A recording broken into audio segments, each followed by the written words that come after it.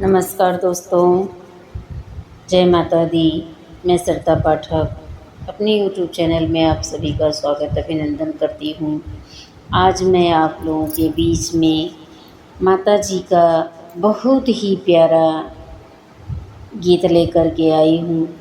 आप लोग को कैसा लगा कमेंट बॉक्स में ज़रूर बताना। गीत को स्किप न करिएगा दोस्तों।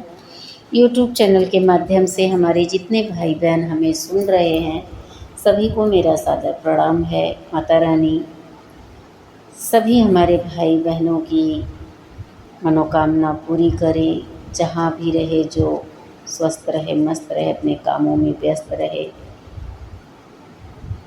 आइए हम गीत को सुनाते हैं।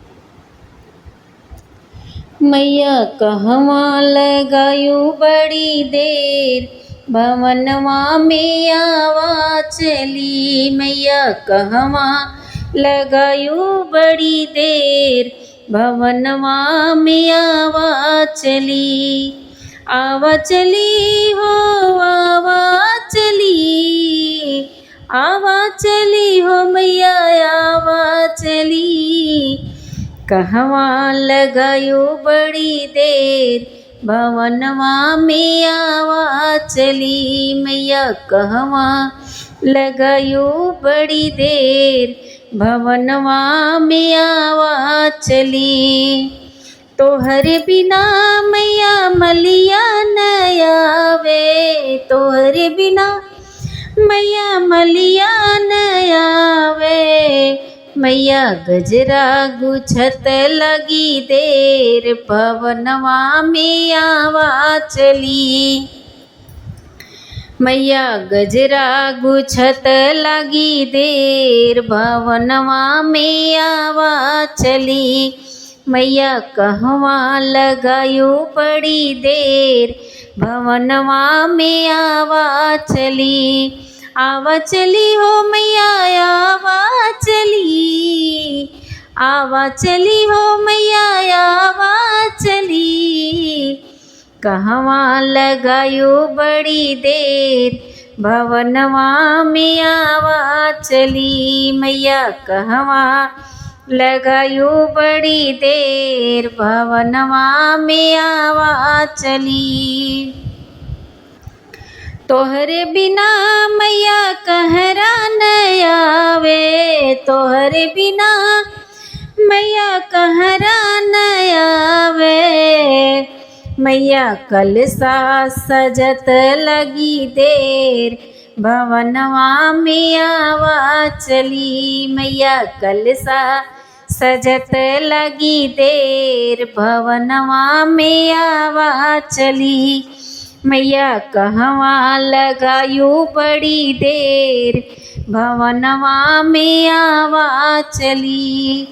आवा चली हो मैया आवा चली, आवा चली हो मैया आवा चली। मैया कहवा लगायो बड़ी देर, भवनवा में आवा चली।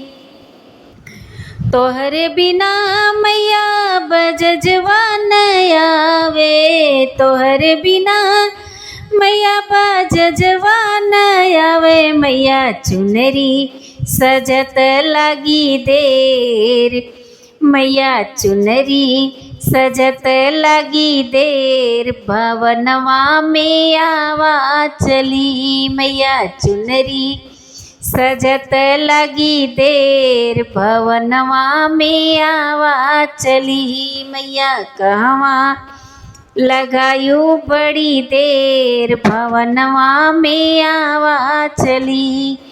आवा चली हो मैया आवा चली, आवा चली हो मैया आवा चली। मैया कहवा लगायो बड़ी देर, भवनवा में आवा चली।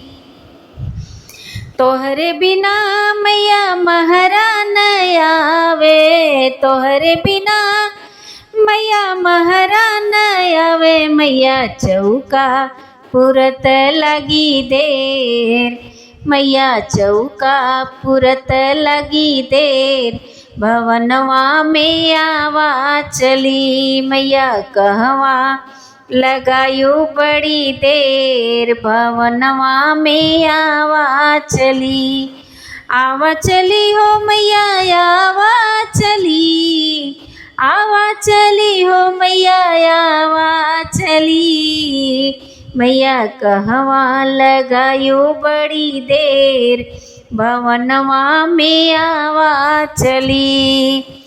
तोहरे बिना मैया पंडित न आवे, तोहरे बिना मैया पंडित न आवे। मैया पुथिया बचत लगी देर, भवनवा में आवा चली। मैया पुथिया बचत लगी देर, भवनवा में आवा चली। मैया कहवा लगायू बड़ी देर, भवनवा में आवा चली। आवा चली हो मैया आवा चली, आवा चली हो मैया आवा चली। मैया कहवा लगायू बड़ी देर,